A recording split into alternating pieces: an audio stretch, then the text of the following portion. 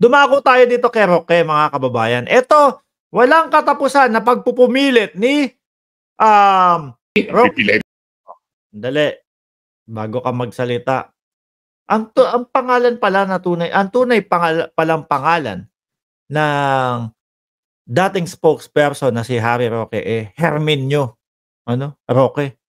Kaya pala Herminio Roque. No, ha? Kamusta naman? Boss Herminio, kamusta naman yung paghahamon natin ng topless kay Ronnie Liang? Napatopless ba? Hindi ko nasundan yung noon, mga bossing.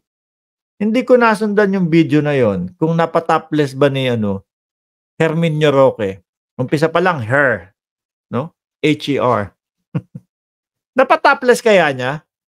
Kasi mukhang porsigido Sabay tawa nung sabay tawa no? Susubukan natin kung mapapatopless natin itong si Ronnie Liang. Sabi kong gano'n, ibang klase, mukhang porsigido si Spokes Kapag kayong medyo nalalapit sa dagat,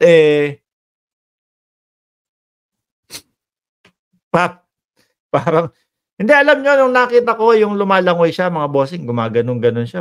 Sabi ko, parang sirena naman yung langoy ni, Spokes. O, eto, yeah. Parang sirena naman yun. Di ba ganyan po yung itsura kapag ka,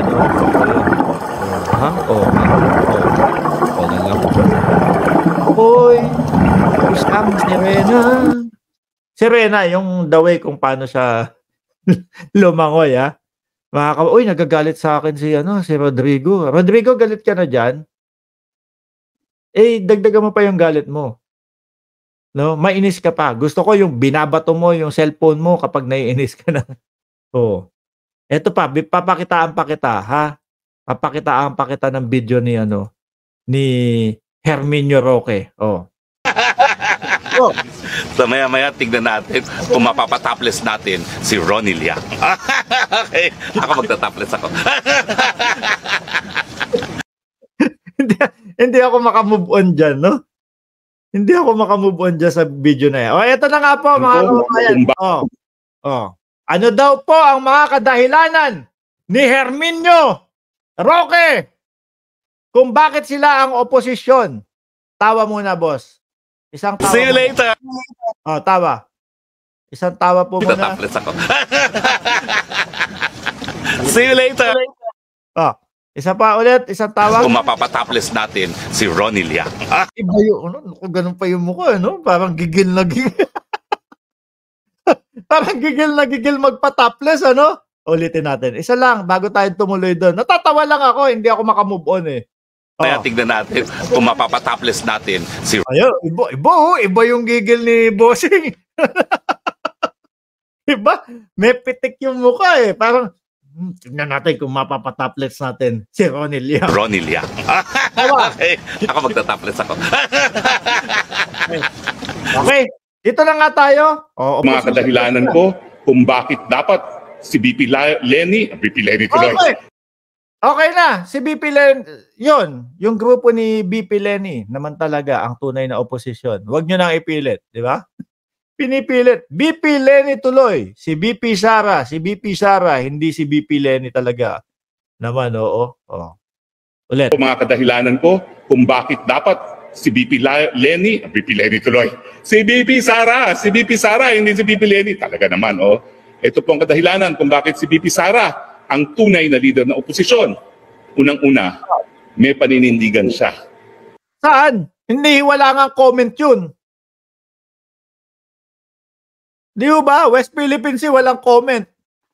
Samantalang si BP Lenny, ayun, kahit papaano, talagang nagsasalita po at tumitindig para sa West Philippine Sea. Inday Sara Duterte, Vice Presidente, no comment. Asang paninindigan doon? Tuloy. At siya ay naninindigan, bagamat salungat sa paniniwala ng ating presidente, hindi siya... Salungat talaga. Salungat din sa paniniwala ng mamamayang Pilipino. Yung paninindigan niya, no comment. Oh. Nagahaman sa kapangyarihan. So it is with pride that I want VP Sara to accept Oh. the post of the ultimate leader of the opposition. Ay, kailan kayo naging oposisyon? Pogosisyon nga kayo. Di ba?